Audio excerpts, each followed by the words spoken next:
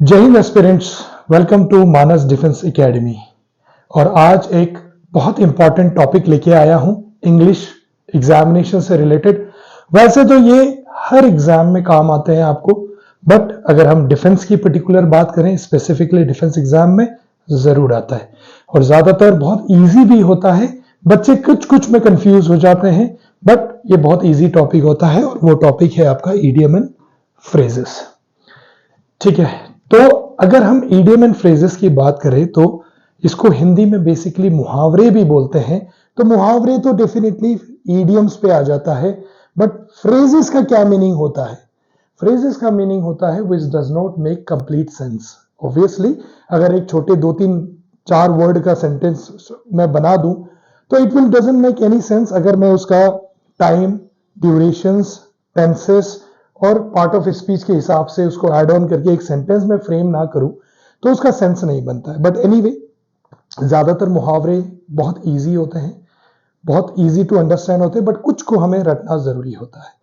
तो आज का टॉपिक आपका बहुत इंपॉर्टेंट टॉपिक कहूंगा मैं। वैसे तो ऑब्वियसली इजी है, बट इजी हमेशा क्या बोलते हैं बेकार हो ये जरूरी नहीं, ये बहुत इंपॉर्टेंट होता है। कई बच्चे डेफिनेटली प्रॉब्लम में फेस करते हैं। जिन बच्चों की इंग्लिश अच्छी है तो डेफिनेटली वो आगे बढ़े, बहुत अच्छे से इसको और सुधारे, बहुत और इंप्रूव करे। लेकिन जिन बच्चों को रियली में चाहिए होगा उनके लिए ये टॉपिक बहुत ज्यादा इंपॉर्टेंट होने वाला है। चलिए स्टार्ट करते हैं, बीच में डिस्कशन पॉइंट्स रखते रहेंगे, टॉपिक को बहुत इंटरेस्टिंग बनाएंगे ताकि चीजें समझ में आए। ठीक है, तो कुछ मीनिंग्स मैंने बता दिए। सबसे पहले ए अल्फाबेट से स्टार्ट करते हैं। वैसे मुहावरे बहुत सारे होते हैं, बहुत तरीके के होते हैं, बट इसको हमने क्या किया है कि अल्फाबेट वाइज इसको हमने फ्रेम करने की कोशिश की है, सो डेट क्या होता है कि पूरा कंपाइल करने में आसान होता है। तो सबसे पहला अल्फाबेट में स्टार्ट करूंगा ए से। तो यहां पे आज के टॉपिक में जो भी ए से रिलेटेड, जो भी ए से स्टार्ट होने वाले इडियम एंड फ्रेजेस होंगे उसको लेंगे, अच्छे से समझेंगे। आपके लिए मैंने एग्जांपल्स भी रखे हैं कि इसको फ्रेम कैसे करेंगे, इसको समझेंगे कैसे, और साथ साथ में इसके मीनिंग्स को भी समझने की कोशिश। ठीक है, जैसे कि मैंने कहा कि कुछ मुहावरे, कुछ इडियम एंड फ्रेजेस बहुत आसान होते हैं, जैसे एट वंस फिंगर टिप्स। तो सबसे पहले तो हमें यह समझना होगा वंस क्या होता है। इंग्लिश में जो वंस हम बोलते हैं वो डेफिनेटली जब हम किसी को रिलेट करने वाले होंगे तो उस पर रिलेट करेंगे। जैसे one must do one's duty, one हमेशा फॉलोड बाय वंस ही होगा। कुछ छोटे छोटे टॉपिक्स भी ले लेते, जब वो इलाबोरेट मैनर में चैप्टर आएगा तब करेंगे, बट फिर भी पहले से रेडी हो जाते। तो one must do one's duty, one's obviously apostrophe S की अगर मैं बात करूं तो एस से पहले आता है तो बिलोंगिंगनेस, एस के बाद आता है तो प्लूरल फॉर्म। थोड़ा और वाइड रेंज जाएंगे जब वो टॉपिक आएगा। तो अगर ये तो हमने यूनिवर्सल बोल दिया कि हर किसी को अपना काम करना जरूरी है, लेकिन अगर किसी बंदे के लिए बोल रहे हैं तो Arun must do his duty या फिर he must do his duty. तो ये जो वन है जब भी हम यूज करते हैं ये एक तरीके से फिलर की तरह यूज करते हैं कि अगर यूनिवर्सल वे में बोलना है तो one must do one's duty, और अगर किसी पर्टिकुलर बंदे के बारे में बोलना है तो तब हम उस चीज को बदल देंगे। ठीक है जी, तो एक तो ये हो गया। दूसरा इसके मीनिंग्स को समझने का, one at one's finger tips मतलब किसी के फिंगर टिप्स में हो कोई चीजें। और हम यही बोलते हैं, कितने बार आपके स्कूल में आपके टीचरों ने बोला होगा कि भैया इसको याद कर लो। है केमिस्ट्री की बात कर लेते, पीरियोडिक टेबल फिंगर टिप्स में होने चाहिए, है उसके जो भी एटॉमिक नंबर और मास जो भी होते हैं। वैसे तो मैं इंग्लिश का हूं, बट थोड़ी बहुत नॉलेज मुझे उस चीज से भी है। तो फिंगर टिप्स में होने चाहिए कहते हैं। तो बेसिकली आपको अब इसको रटने की जरूरत ही नहीं है, वेरी इजी। किसी के फिंगर टिप्स में, तो कोई भी बात का मतलब क्या हुआ, विच हैविंग कंप्लीट नॉलेज, आपको उस बात की पूरी नॉलेज है भैया, पूरा ज्ञान है, पूछोगे तो फट से बता देंगे भैया। ठीक है, कैसे यूज करेंगे, all the rules of synthesis. Synthesis का क्या मतलब होता है, कोई भी मिक्सचर, कोई भी चीजों को मिक्स करने के बाद जो चीजें होती हैं, जो भी बातें होती है, परिणाम या संक्षिप्त या शीर्षक बोल देते हैं हम अगर, तो जो भी होगा are at his finger tips, मतलब जो भी चीजें, जो भी बात हुई, जो भी कंक्लूजन हुआ, जो भी मिक्सचर आया, बस उसके फिंगर टिप्स में है, वो बता देगा भैया टक टक टक करके कि क्या है। ठीक है, तो यूज कैसे करेंगे, all the rules of synthesis, जो भी सिंथेसिस के रूल्स होंगे वो उसके फिंगर टिप्स में है। ठीक है, अब यहां पे एक प्रीपोजिशंस की बात करते हैं हम, एट। यहां पे एट यूज किया है हमने ज्यादातर। एट का मतलब होता है छोटे एरिया को पिन पॉइंट करना। जैसे फॉर एग्जाम्पल अगर आप बोलते हो कि I am standing dash clock tower, कोई भी क्लॉक टावर, हर स्टेट में क्लॉक टावर होता है, तो I am standing dash clock tower, तो बच्चे यूज कर देते इन। इन नहीं आएगा, एट आएगा, क्योंकि आप बहुत स्पेसिफिक हैं। हाँ, अगर आप जब इन आएंगे तो स्पेसिफिक नहीं। जैसे I am in Dehradun at clock tower, तो इन बड़े वाले एरिया के लिए बोलते हैं जो स्पेसिफिक ना हो, और एट स्पेसिफिक के लिए। तभी यहां पे स्पेसिफिक है कि फिंगर टिप्स में, तो दैट इज वेरी स्पेसिफिक। ठीक है जी, I think, I hope I have clear your doubts. आगे बढ़ते हैं, बीच बीच में छोटी छोटी बातें करते रहेंगे। अब देखिए थोड़ा सा रिलेट करते हैं। जैसे अगर आपके फिंगर टिप्स में हुआ और सवाल पूछा है तो फिंगर टिप्स में बहुत अच्छी बात है, लेकिन जब अब आगे थोड़ा सा इमोशनल सिनेरियो की बात करते हैं। जब आपके फिंगर टिप्स में होगा तो आप क्या होंगे? एक्साइटेड फील करेंगे, एकदम से छूटते ही बोलने की बात करेंगे।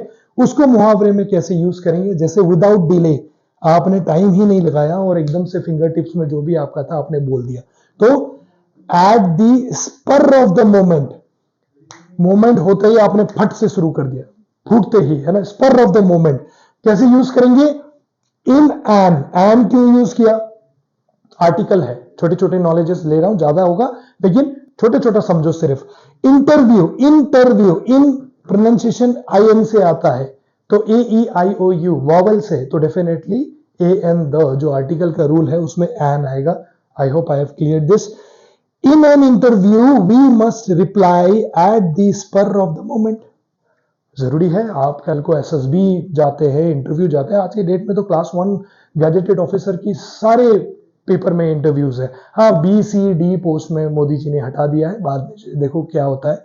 बट अगर एसएसबी में जाएंगे तो आप सोच नहीं सकते। ठीक है, एक मोमेंट ऑफ सेकंड्स ले सकते हैं, पर आपको आंसर्स आपके टिप्स में होने चाहिए और फट से आपको आंसर देना बहुत ज्यादा जरूरी है, वरना थोड़ा सा मुश्किलात हो सकती है। हाँ ठीक है, कुछ क्वेश्चंस जिसमें एनालिटिकल एबिलिटी की जरूरत हो, कुछ क्वेश्चंस जिसमें कैलकुलेशंस की जरूरत हो और आप उसमें टाइम लगाना चाहते हो, that is quite understandable, right. But अगर जैसे मैंने आपको पूछा कि आपके 10th में क्या मार्क्स थे और आपने उसमें बहुत ज्यादा टाइम लगा दिया, तो that means you have to be at your fingertips, और at the spur of the moment में आपको वो आंसर देना जरूरी है। आप किस एरिया से बिलोंग करते हो, आपके एरिया के बारे में थोड़ा डिटेल बताओ, तो आप ज्यादा टाइम नहीं लगा सकते हैं ना। Dehradun is a good place, it's a good area, people are really very good, environment भी बहुत अच्छा है वहां पे, तो ये सब बोलने के लिए ज्यादा सोचने की जरूरत नहीं पड़ती। हाँ, अगर मैंने बोला कि आप में, आपके टेबल और मेरे टेबल में कितना डिस्टेंस है, ठीक है, तब अगर थोड़ा सा नर्वसनेस के लिए टाइम लेना चाहते हो, ले सकते हो। ठीक है, तो एनीवे, कमिंग बैक, एसएसबी की इंटरव्यू की ऑल टुगेदर दूसरा वीडियो बनाएंगे, बट अभी हम इडियम एंड फ्रेज कर रहे हैं और वो है at the spur of the moment. I hope I have cleared it. और इन दोनों को अब तुम्हें रखने की जरूरत नहीं है, अब तुम्हें याद करने की जरूरत नहीं है, क्योंकि बहुत इजी था, समझ लिया यार। अब क्या जरूरत है? जनरल लाइफ में स्पीकिंग के लिए यूज करना चाहते हो तो रट लो, लेकिन पेपर अगर मोटिव है, जो ऑल इन ऑल वही मोटिव है हमारा। ठीक है, जैसे मैंने ऑल इन ऑल यूज किया अभी, बस आने वाला है, जो इंपॉर्टेंट है वही मोटिव है आपका, वो भी एक इडियम एंड फ्रेज है आपका, तो बस ठीक है, आ तो गया समझ में। इसमें क्या रटना है? आई डोंट थिंक कि आपको इस क्लास के बाद दोबारा इसको रटने की जरूरत पड़ेगी। आगे बढ़ते हैं। ऑल इन ऑल, बस आगे। ऑल इन ऑल, अभी हम बात कर रहे थे मोस्ट इंपॉर्टेंट, कि भैया हाँ अच्छा, मीटिंग का क्या तात्पर्य था, बोला तो ऑल इन ऑल हम इस बारे में बात की थी, यही एक इंपॉर्टेंट पॉइंट था, तो बस आगे कि पूरा बात ये है, संक्षिप्त में या शीर्षक इसका ये है। ठीक है, कैसे यूज करेंगे? As he was the only son, as he was the only son in a big family. अब हम एक फैमिली के बारे में बात कर रहे हैं और वही बेटा है, तो वो अपने आप में बहुत इंपॉर्टेंट बन जाता है घर के सदस्य का, right. As he was the only son in a big family, he was all in his home. All in his home मतलब वही घर पे है, ऐसा नहीं, वही बहुत इंपॉर्टेंट उनके घर के सदस्यों में है। ठीक है, थोड़ा सा कंफ्यूजन बच्चों को लगेगा कि ऑल इन ऑल का मतलब ये होगा कि अंदर है या सब कुछ उसमें है, नहीं, वो बेसिकली बात करता है मोस्ट इंपॉर्टेंट। थोड़ा बहुत वो सिमिलर ही है, बट थोड़ी सी चेंज है, सब कुछ उसी में है, डेफिनेटली सब कुछ उसी में है, बट वो बहुत एक इंपॉर्टेंट एस्पेक्ट्स प्ले करता है, इंपॉर्टेंट रोल प्ले करता है। ठीक है, चलिए मिलिट्री ज्वाइन करना चाह रहे हैं तो ये वाला वर्ड तो आपके लिए बहुत ही इंपॉर्टेंट है भैया, एट क्लोज क्वार्टर्स, गुत्थम गुत्था की लड़ाई। तो मिलिट्री में हम इस चीज का बहुत ज्यादा यूज करते हैं वर्ड, है ना, एट क्लोज क्वार्टर्स, मतलब सामने, आमने सामने की लड़ाई। उसका क्या मतलब होता है? गुत्थम गुत्थे की लड़ाई में सिर्फ गुत्थम गुत्थे की लड़ाई नहीं हो रही है, वहां पे हम क्लोज एग्जामिनेशंस कर रहे हैं कि भैया दुश्मन का क्या हरकत होगा, क्या लड़ाई होगी और कैसे मैंने उसमें हरकत में काम करना है। तो आपका एट क्लोज क्वार्टर्स मतलब बहुत सामने आके अब आप जज कर रहे हैं, इंस्पेक्ट कर रहे हैं और उसके बाद आप एक्शन लेने वाले हैं। और मिलिट्री में क्लोज क्वार्टर कॉम्बैट्स की यूज करते हैं हम वर्ड, तो क्लोज क्वार्टर कॉम्बैट यही होता है, सामने आके लड़ना, दुश्मन को समझना और वैसे रिएक्ट करना। और वही चीज जनरल लाइफ में भी यूज होता है, क्लोज एग्जामिनेशंस या इन्वेस्टिगेशंस या इंस्पेक्शंस। और कैसे यूज करेंगे? जनरल लाइफ की बात करते हैं, अभी तो हमने बहुत बड़ी बड़ी बातें कर ली। Many of my friends proved selfish, मेरे बहुत सारे दोस्त सेल्फिश निकले जब मैंने उनको क्लोज क्वार्टर्स से देखा, एट क्लोज क्वार्टर्स। जब मैंने उनको जज किया, जब मैंने उनको एनालाइज किया, तो मेरे बहुत सारे दोस्त सेल्फिश निकले या फिर दुश्मन निकले, ये मान लेते हैं, ठीक है, क्योंकि क्लोज क्वार्टर्स ज्यादातर हम कॉम्बैट में ही यूज करते हैं, तो वहां पे ले जाते हैं। समझ में तो आ गया ना कि आमने सामने की लड़ाई जहां पे हम जजमेंट लेते हरकत करेंगे और उसको जीतने की कोशिश करेंगे। ठीक है जी, नेक्स्ट कर लेते हैं जो बहुत इंपॉर्टेंट आ जाता है, एप्पल पाई ऑर्डर। क्या आप ये जानते हैं हाइफन क्यों लगाते हैं हम? यहां पे हाइफन क्यों लगाते हैं? ज्यादातर हाइफन हम इसलिए लगाते हैं क्योंकि वे वैसे तो एक तरीके से एक ही वर्ड होता है, लेकिन उसका प्रोनाउंसिएशन नहीं हो पाता है, क्योंकि एप्पलिपिया ऐसा नहीं हो सकता ना। तो उसका जब प्रोनाउंसिएशन नहीं हो पाता है, हालांकि वो एक ही वर्ड होता है, तब हम एक हाइफन लगा देते हैं सो दैट हम उसको तोड़ के पढ़ सकें। एप्पल पाई, हालांकि एक ही वर्ड है वो, an order. Apple pie order का मतलब होता है हर चीज एकदम तरीके से, सलीके से। अगर आप पढ़ाई कर रहे हैं, हम भी यहां आपको पढ़ा रहे हैं, it is you know at apple pie, in apple pie order. ठीक है, जैसे फॉर एग्जाम्पल इसी की बात कर लेते, अभी एट और इन का फिर से कंफ्यूजन दूर करूंगा, क्योंकि अभी मैंने थोड़ी देर पहले एट एप्पल पाई ऑर्डर और इन एप्पल पाई ऑर्डर बोला। सेंटेंस पहले देख लेते हैं, फिर क्लियर हो जाएगा। On the eve of, on the eve of, ये एक डेट है तो इसीलिए हम उसको ऑन लगाते हैं। ईव का क्या मतलब होता है? ईव होता है उस टाइम का ओकेशन, बेसिकली इवनिंग यूज करते हैं हम, Christmas eve, new year eve, but वो उस दिन का सेलिब्रेशन या सेरेमनी भी होता है उस दिन का, राइट। तो ऑन द ईव, ठीक है, वो पर्टिकुलर एक डेट का या डे का है।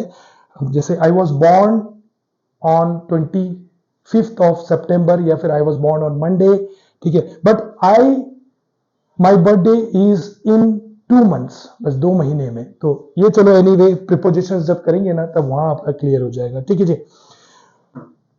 आगे बढ़ते हैं, on the eve of inspection. Inspection अभी आया था थोड़ी देर पहले, है ना, हमने क्या किया था? Close quarter examinations, inspections, right.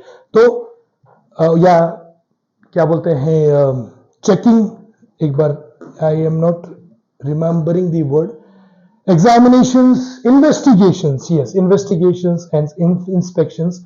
तो apple pie order is in perfect order, ठीक है। कैसे? On the eve of inspections, inspection की एक दिन पहले के शाम को, ठीक है। जैसे for example tomorrow is the inspection, so today is evening, on the eve of inspection, ठीक है, everything was kept in apple pie order. Now अभी मैंने थोड़ी देर पहले एक डाउट पूछा था, एट या इन, क्योंकि एट कर रहे थे ना हम, तो बच्चे बोलेंगे अच्छा एट क्या, एप्पल पाई ऑर्डर जोड़ देते हैं। नहीं, इन इज बेसिकली यहां पे एक सिचुएशन को बोल रहा है, और एट एक बेसिकली प्लेस को बोला जाएगा। आप एक सिचुएशन में हो और एक जगह में हो, इसीलिए जनरली इससे पहले वाले सारे eight close quarter, you are at a place or for about to have close quarter, या you are at a place, ठीक है, for close quarter combat or something like that, right। all in all तो अलग हो गया, at a spur of, एकदम से मैंने बोल दिया, ठीक है, at one's fingertip, आपके फिंगर टिप में है, ठीक है ना, तो वो पॉइंट है, छोटे specific point, at the spur of moment, या फिर ऑल इन ऑल, या फिर at close quarter, you are at the close quarter for investigations और समथिंग, ठीक है, वो बड़ा हो गया।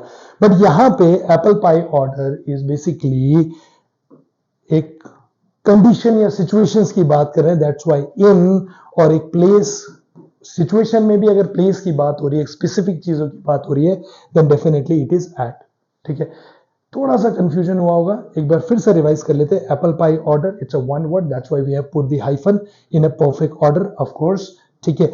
On the eve of, eve Christmas eve, 24 के शाम को क्रिसमस ईव बोलते हैं क्योंकि 25 इज योर क्रिसमस, 31 के शाम को न्यू ईयर ईव बोलते हैं, और first is your new year. I hope I have cleared it, and definitely वो एक डे या डेट के बारे में है, दैट्स व्हाई ऑन, ठीक है। जैसे I was born on Monday, या I was born on 25th, ठीक है, तो इसीलिए वो डेट्स की बात हो रही है, इसीलिए ऑन, ठीक है। I will leave in 2 months, months की बात हो रही है इन, ठीक है, और पूरे डेट्स की बात हो रही है तो डेफिनेटली ऑन, ठीक है। बात क्या करेंगे प्रीपोजिशंस, जब आपका ये क्लियर होगा तो definitely will talk about it. कुछ ऑब्जेक्शंस अभी भी होंगे, जस्ट होल्ड दैट थॉट, ठीक है, क्योंकि इंग्लिश एक बहुत ही कंफ्यूजिंग सब्जेक्ट्स है, तो वो होल्ड योर थॉट की बहुत ज्यादा जरूरत है, so that you know when the situations will come then only we will able to clear the doubt. जब तक हम उस सिचुएशंस में नहीं आएंगे डाउट क्लियर नहीं होगा। तो on the eve of inspections everything was kept in apple pie order. I believe I could have cleared it very nicely. थोड़ा सा confusion था, but ठीक है, I think now we are good to go. ठीक है, I hope it is clear.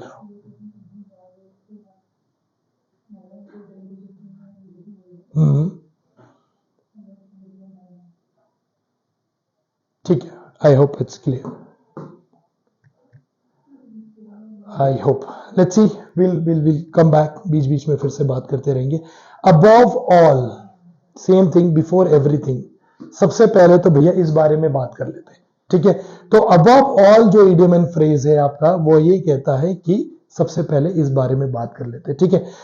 कैसे से use करेंगे? Above all, he is blunt and daredevil, ठीक है। Daredevil is itself is your idiom and phrase. Daredevil का बेसिकली मतलब क्या होता है? आपके आईपीएल वगैरह में भी you are able to take all the challenges and you are fearless, right? तो above all he is blunt and daredevil. ये थोड़ा सा figuratively है. Blunt is basically opposite of sharp, और वो daredevil भी है। तो सबसे ज्यादा अगर हम उस बंदे के बारे में पूरा कंक्लूजन में बताएं और पहली बार ये बताएं तो he is blunt and daredevil। तो हो सकता है ब्लंट किसी और कंटेक्स्ट में बोल रहे हो, क्योंकि एकदम सुन्न भी रहता है, लेकिन daredevil भी है, वैसा भी ले जा सकते हैं, right. Let's not go with the framing of the sentences, वो तो सिचुएशन पे डिपेंड करता है। Let's go first with the idiom and phrase, और आप समझ गए हो, ठीक है। अब किस कंटेक्स्ट में इसको बोला है that he is blunt and daredevil, उस कंटेक्स्ट में हम बात नहीं कर सकते, वो तो आपको समझाने के लिए सिर्फ किया गया है। ब्लंट का मतलब आप ऑलरेडी जानते हैं, ऑपोजिट ऑफ शार्प, जहां पे जिस एरिया में नाइफ का ब्लंट एरिया होता है। हालांकि वो भी, अगर आप मिलिट्री की बात करें तो डैगर वगैरह की अगर बात करते हैं तो वो भी यूजफुल होता है, क्योंकि it brings out the internal part of your body. But anyway, let's not talk about it. और daredevil का मतलब तो हमें पता ही है। आगे बढ़ते हैं। As fit as a fiddle, fiddle basically use होता है, अगर हम थोड़ा सा स्लैंग या फिगरेटिवली बोले तो वायलिन के लिए। वायलिन जो आपका होता है, जो आपका म्यूजिकल इंस्ट्रूमेंट है, उसके लिए यूज होता है, ठीक है। और fiddle, and that is made with so much of precision, right. एकदम प्रिसाइज तरीके से उसको बहुत क्लीन तरीके से, प्रिसिशन तरीके से बनाया गया होता है। तो दैट्स व्हाई उसी फॉर्मेट, उसी कंटेक्स्ट से हमने लिया है। ये आपको याद करना पड़ेगा। इससे पहले, जैसे अब आपको इससे पहले की चीजों को याद करने की जरूरत नहीं है, because it's almost, you almost know the meaning of it, and I am trying really hard कि आप इस चीजों को समझो, ठीक है ना। और हर चीजों को मैं आपको समझा पाऊं, I am trying really hard at it, ठीक है। फाइन। अगर मेरे को लगता है कि कहीं पे मैं आपको ठीक से समझा नहीं पाया तो I will come back to that as well, ठीक है। As fit as fiddle is basically precision में बनाया है, तो that means it is very strong and healthy. कैसे यूज करेंगे? ही हैज रिकवर्ड, मतलब present perfect, he has recovered, हो गए हैं वो, he has recovered from illness and now he is as fit as fiddle। तो ये यूज कर सकते हैं आप, आपके घर में अगर कोई बीमार थे और वो आप बिल्कुल फिट और हेल्दी और स्ट्रांग, जिसको सभी को होना चाहिए, this is what is very much required कि आपकी हेल्थ ठीक रहे, तो you can use it as fit as fiddle. ठीक है, आगे बढ़ते हैं। एट रैंडम, एट रैंडम का मतलब होता है एमलेसली। रैंडमली आपने किसी चीज को पिक कर लिया और आपने ले लिया वो चीज को, तो इसका मतलब आपका कोई मोटिव नहीं था वो लेने का, बस आपने पिक किया, अच्छा लगा, ले लिया रैंडमली। ठीक है, रैंडमली आपने यूट्यूब में सर्च मारा, रैंडमली आपने रैंडम मोबाइल सर्फ वगैरह किया, इंस्टाग्राम वगैरह घुमाया। ठीक है, तो कोई मोटिव नहीं है, you are just doing it for the sake of doing. ठीक है, तो the militants fired at random killings a lot of fired at random killing a lot of innocent person। ठीक है, इंग्लिश में अगर उसको ढंग से रीड ना करें तो भी उसकी मीनिंग्स डिफरेंट हो जाती है। तो क्या कह रहा है कि जो मिलिटेंट्स हैं, मिलिटेंट्स आर बेसिकली जो दुश्मन होते हैं, मिलिट्री से रिलेटेड है ना, मिलिट्री की पढ़ाई कर रहे हैं तो उसी को कहीं पे यूज करते, तो डेफिनेटली दुश्मन या फिर जो भी टेररिस्ट लोग होते हैं वो रैंडमली कहीं पे भी गोली चलाते हैं, क्योंकि उनका मोटिव ये नहीं होता किसी बंदे को मारना, उनका मोटिव ये होता है कि अशांत या पीस को डिस्टर्ब करना, राइट। तो the militant fired at random killing a lot of innocent person, तो उनका कोई एक पर्टिकुलर मोटिव नहीं था। ठीक है जी, चलिए आगे बढ़ते हैं। एट अ लूज एंड, ये पढ़ना पड़ेगा। एट अ लूज एंड का मतलब ये नहीं होता कि समथिंग हैज लूजन अप और something. At a loose end का मतलब होता है आप खाली बैठे हो, और बच्चे प्लीज खाली मत बैठो, पढ़ाई और तैयारी करना शुरू कर दो। ठीक है, साथ में तैयारी करेंगे तो अच्छा लगता है। ठीक है, सेम थिंग नाउ डेज, और ऑफ कोर्स इसको हाइफन में इसलिए रखा है क्योंकि वो एक सिंगल वर्ड है, बट एक साथ में नहीं पढ़ा जा सकता। तो now days he is at loose end because he has wound up his business. अब बच्चे बोलेंगे वूंड तो चोट होता है, नहीं, चोट तो ऑब्वियसली चोट होता है, लेकिन अगर वाइंड बोला जाए, वाइंड, वाइंड का जो फॉर्म होता है वो डेफिनेटली वूंड होता है। ठीक है, अलग अलग फॉर्म होते हैं ना हर वर्ड के, है ना, पार्टिसिपल्स बोलते हैं जहां तक उसको हम, वर्ब के 2-3 फॉर्म्स। ठीक है, नेक्स्ट नेक्स्ट नेक्स्ट, तो वाइंड, वूंड एंड वूंड, जो थर्ड फॉर्म भी आएगा वो वूंड ही आएगा। वाइंड का मीनिंग ये होता है निपटा देना, खत्म कर देना। तो ये क्या बोल रहा है, वो खाली बैठा हुआ है क्योंकि अपने बिजनेस उसने खत्म कर दिए। तो एट अ लूज एंड का मतलब होता है खाली बैठना। ठीक है जी, आगे बढ़ते हैं। हमने अभी थोड़ी देर पहले क्लोज क्वार्टर्स की बात की थी, अब एक बात कर लेते हैं एट लॉगर्स हेड्स, या फिर एट लॉगर हेड या heads, at logger heads. To be at strife, basically थोड़ा स्ट्रगल, थोड़ा जद्दोजहद, बेसिकली ये डिस्कशंस में कह सकते हैं कि कोई आप बिजनेस की मीटिंग कर रहे हैं या फिर आप आपस में कुछ चीज की प्लानिंग कर रहे हैं और आपका कंक्लूजन या डिसीजंस नहीं आ पा रहा है because of lot of discussions, या फिर कॉन्ट्राडिक्शन ऑफ थॉट्स, अलग अलग लोगों के अलग अलग थॉट्स होने की वजह से। तो कैसे यूज करेंगे, the partners of our firm are at logger heads these days. वो बहुत एकदम दिमाग लगा रहे हैं, कंक्लूजन में नहीं पहुंच पा रहे हैं, बहुत सारी कंफ्यूजन चल रहा है, लड़ाइयां चल रही, आर्ग्यूमेंट्स चल रहे हैं, दे आर ट्राइंग, तो हेड सर को एकदम एक साथ लगा के and they are discussing about something, तो that's why at logger heads. ठीक है, इजी था ये तो। उसकी लिटिल मीनिंग में अगर चले जाए इडियम एंड फ्रेजेस के, तो उसका मीनिंग समझना आसान हो जाता है। ठीक है, एट ऑड्स, ऑड्स मतलब ऑड वन आउट वगैरह जो हम रीजनिंग में करते हैं, जो अजीब सा हो, तो अजीब सा बेसिकली डिस्प्यूट्स को भी यूज कर या हाईलाइट करता है या यूज कर सकते हैं। जैसे the members of the group were at odds over the selection procedure. Odds मतलब बेसिकली उसमें डिस्प्यूट्स थे, तो लॉगर हेड्स या फिर at odds is somewhat similar. At odds में बस ये है कि उनकी लड़ाइयां डिस्प्यूट्स हो रही है, इसको सेलेक्ट करना है नहीं करना है। और लॉगर्स हेड्स में बेसिकली दे आर स्ट्रगलिंग कि व्हाट टू डू नाउ, बस व्हाट टू डू नाउ। और यहाँ पे some are asking about yes, some are saying no, तो डेफिनेटली वहां पे एक डिस्प्यूट अराइज हो चुका है, इसीलिए एट ऑड्स। ठीक है, नेक्स्ट, ये बहुत इंपॉर्टेंट है आपके लेक्चर 8 में, जीडी वगैरह में। इंडियो पाकिस्तान की अगर बात करें तो कश्मीर एक बहुत बड़ा मुद्दा है, तो डेफिनेटली हम क्या यूज करेंगे, एन एप्पल ऑफ डिस्कॉर्ड, मतलब वहां पे वो एरिया झगड़े का कारण है। जैसे कैसे यूज करेंगे, एंसेस्ट्रल मतलब पुश्तैनी है, आपके पुराने पूर्वज वगैरह की जो प्रॉपर्टी है, is an apple of Discord between two sisters.